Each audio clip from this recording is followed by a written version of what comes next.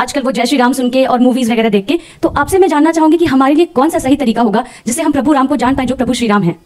पढ़ने लिखने वाला छात्र बेवकूफ होगा, वो चतुर महालिंगम होगा, और क्लास बंक करने वाला इंटेलिजेंट होगा, ठीक। और जो बिजनेसमैन है या जो नौकरी कर रहा है वो बेवकूफ टाइप का दिखाया जाएगा, वो जिंदगी की दौड़ में पिछड़ता दिखाया जाएगा। अरे बहुत सारी चीजें दिमाग में भरी गई हैं। नमस्कार दोस्तों, आज की एक और नई वीडियो में आप सभी का स्वागत है। दोस्तों आज का वीडियो होने वाला है भगवान राम और सनातन धर्म को लेकर टीवी पे जो अंधविश्वास फैलाए जाते हैं उनके ऊपर। दोस्तों आज का यह वीडियो बहुत ही मजेदार होने वाला है, वीडियो को अंत तक जरूर देखना और वीडियो के बारे में आपकी क्या राय है हमें कमेंट बॉक्स में जरूर बताना। क्या बात है, चलिए शुरू करते हैं। नमस्कार सर, मेरा नाम शिखा मिश्रा है।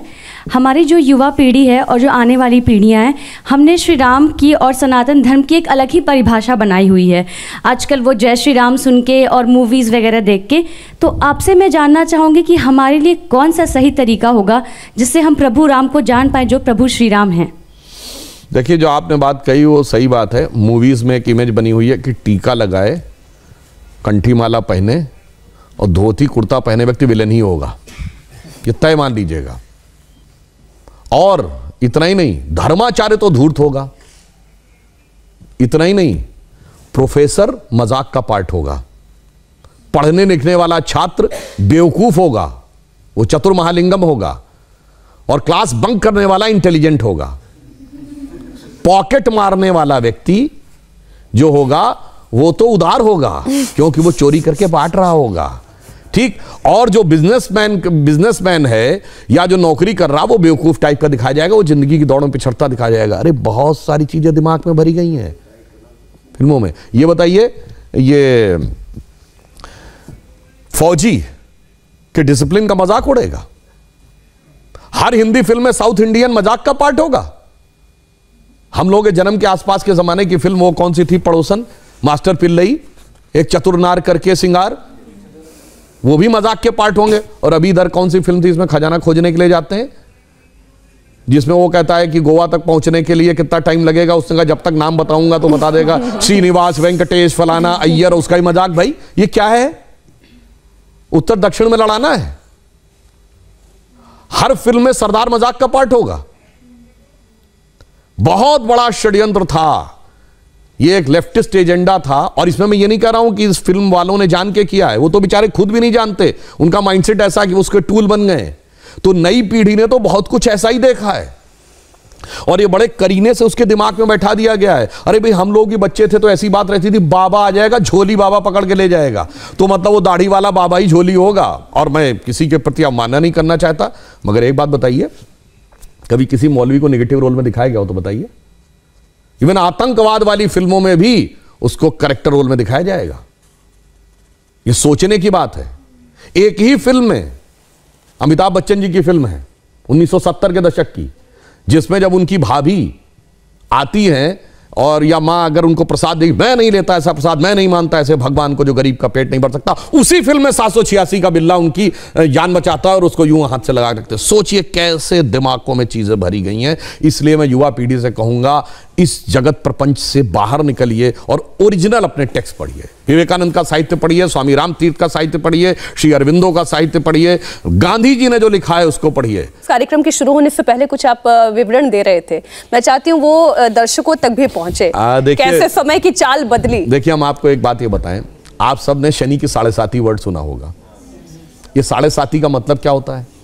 शनि एक राशि पे 2.5 साल रहता है और वो इतना शक्तिशाली, जिसे ढैया कहते हैं आप, एक उसकी इतना शक्तिशाली होता है कि एक राशि आगे और एक राशि पीछे तक इंपैक्ट रखता है। यानी कोई बहुत पावरफुल है तो उसका इंपैक्ट एक स्टेप आगे एक स्टेप पीछे, तो 2.5, 2.5, 2.5, 7.5। तो कहते हैं ना, पहली ढैया, दूसरी ढैया, तीसरी ढैया। 12 राशियां हैं तो टोटल कितना हुआ? 12 × 2.5, 30 ईयर्स।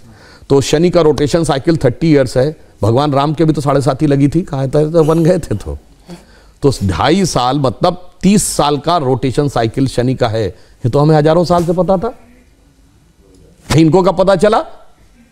अभी 100-200 साल पहले। और ये बताते हमको, हम साइंटिफिक थे, तुम नहीं थे। मेरे भाई, तुमने तो कहा सूर्य पृथ्वी के चारों ओर घूमता है, और मजे की बात जानते क्या है? गैलीलियो ने कहा 1633 में कि सूर्य पृथ्वी के चारों ओर घूमता है, यह गलत है, पृथ्वी सूर्य के चारों ओर घूमती है। तो उसको कह दिया गया कि तुम्हारी मौत की सजा दे दी जाएगी। उसने माफी मांगी, उसको अपराधी चर्च का घोषित किया गया। चर्च का अपराधी और वो चर्च के अपराधी की श्रेणी में जानते कब तक रहा है? 1992 तक पोप जॉन पॉल II ने उसका नाम हटवाया। वरना जिस जमाने में स्पेस में सैटेलाइट पहुंच गया, आदमी 69 में चांद पहुंच गया, और तब तक वो इस बात के लिए दोषी था, मगर कोई नहीं कहता उनसे कि आपके धर्म में कोई आपत्तिजनक बात लिखी हुई है, इसे हटाने की आवश्यकता है। मगर जहां सबसे साइंटिफिक बातें लिखी हैं वहां पे लोग कहते हैं कि इसमें हटाने की आवश्यकता, उसको हटा। इस षड्यंत्र को समझना चाहिए। इस षड्यंत्र को आप भली भांति समझें तो आपको समझ में आएगा कि जो सभ्यता सर्वाधिक उदार है, उसी सभ्यता के साथ सबसे अधिक छल किया जाता है, जिसे हम कहना चाहेंगे आजादी का अमृतकाल है। तो हम कहते थे ना, हो गए हैं स्वप्न सब साकार, कैसे मान ले हम, टल गया सर से व्यथा का भार, कैसे मान ले हम। राष्ट्र को है लोग भूले, स्वार्थ है युग मंत्र सारा, वर्ग जाति विभेद की अब बह रही है कलुष धारा।